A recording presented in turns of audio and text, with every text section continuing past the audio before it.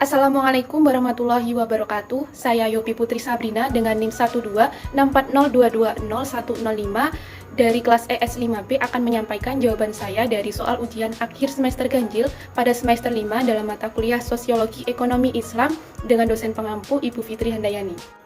Langsung saja soal pertama. Menurut pendapat Anda, bagaimana perkembangan sosiologi ekonomi dari masa ke masa? Menurut pendapat saya, perkembangan sosiologi ekonomi itu bersifat dinamis karena perkembangan sosiologi dari masa ke masa terus mengalami perubahan.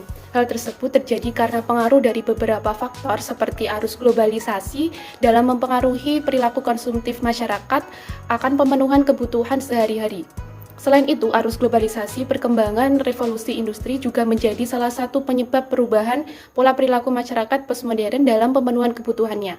Hal ini didukung oleh kemudahan dalam melakukan transaksi dalam keadaan apapun dan dimanapun, sehingga ilmu sosiologi ekonomi Islam dalam hal ini hadir sebagai teori ekonomi untuk mempengaruhi perilaku aktivitas masyarakat agar tidak berpikir secara rasional, tetapi lebih berpikir dengan didasari pada prinsip-prinsip ekonomi Islam.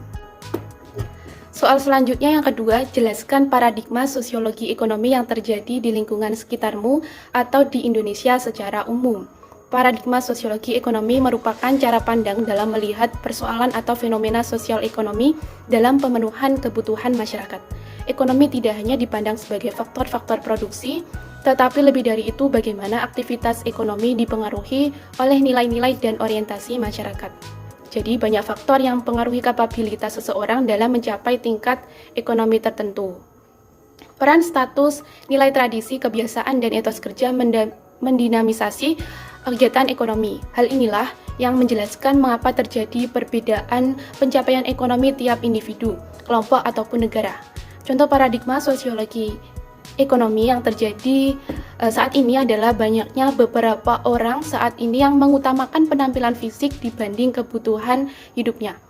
Karena sebagian orang ada yang beranggapan bahwa penampilan fisik lebih penting dibanding kebutuhan dalam lainnya, sehingga pada kasus tersebut lebih mendahulukan kebutuhan kepemilikan sosial terlebih dahulu dibanding kebutuhan primer seperti kebutuhan fisiologis dan rasa aman.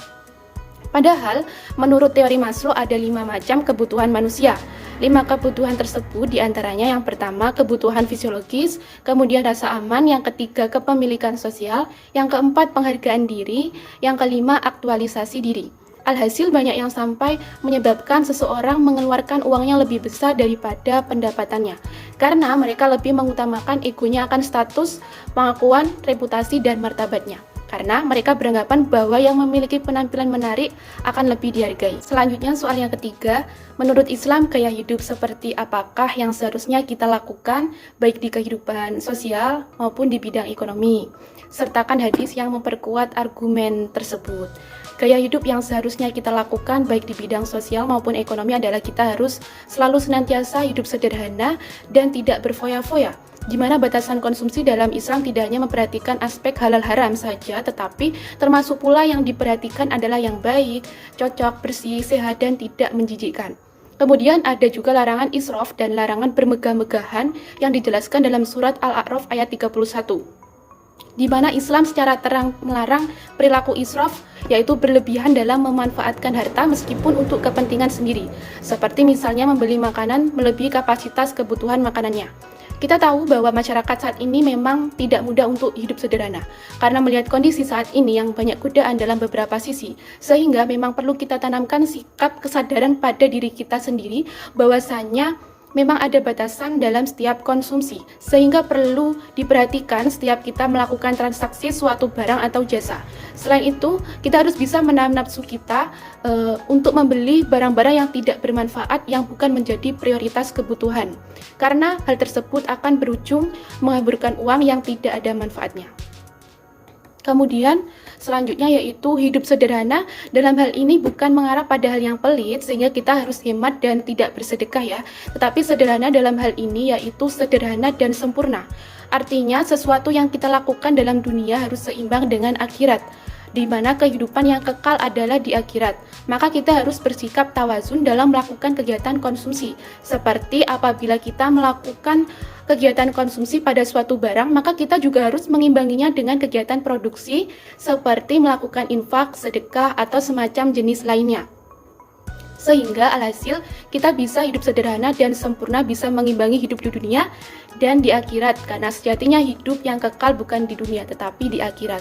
Selanjutnya untuk hadis yang memperkuat dan menganjurkan kita untuk berperilaku hemat dan hidup sederhana, yaitu dari Amr bin Syu'aib, dari ayahnya, dari kakeknya berkata, Rasulullah Shallallahu Alaihi Wasallam bersabda, makan dan minumlah, bersedekahlah, serta berpakaianlah dengan tidak berlebihan dan tidak sombong.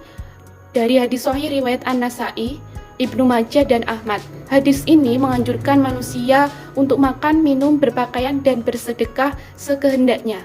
Akan tetapi harus dihindari sikap berlebih-lebihan dan sombong. Kemudian selanjutnya yaitu soal yang terakhir, yang keempat, menurut Anda apa manfaat mempelajari sosiologi ekonomi Islam, dan jelaskan dengan memberikan contoh real dalam kehidupan sehari-hari. Menurut saya, manfaat yang saya rasakan selama mempelajari mata kuliah sosiologi ekonomi Islam pada semester ini adalah saya menjadi bisa membedakan mana kebutuhan yang perlu didahulukan untuk dibeli, sehingga saya menjadi lebih tahu batasan-batasan mengkonsumsi suatu produk.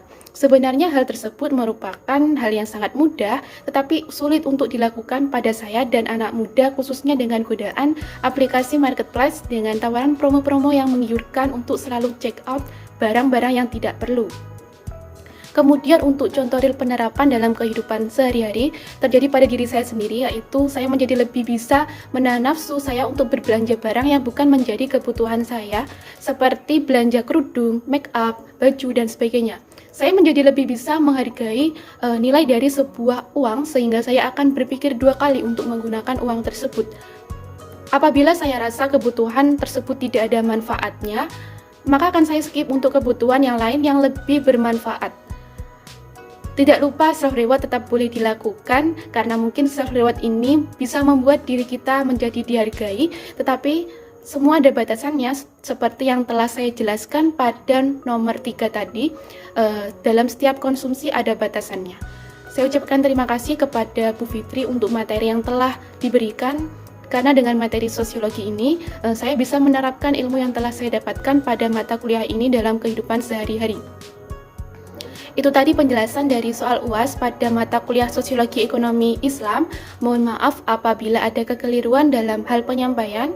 Akhir kata, wallahul muwaffiq ila aqwamit thoriq. Wassalamualaikum warahmatullahi wabarakatuh.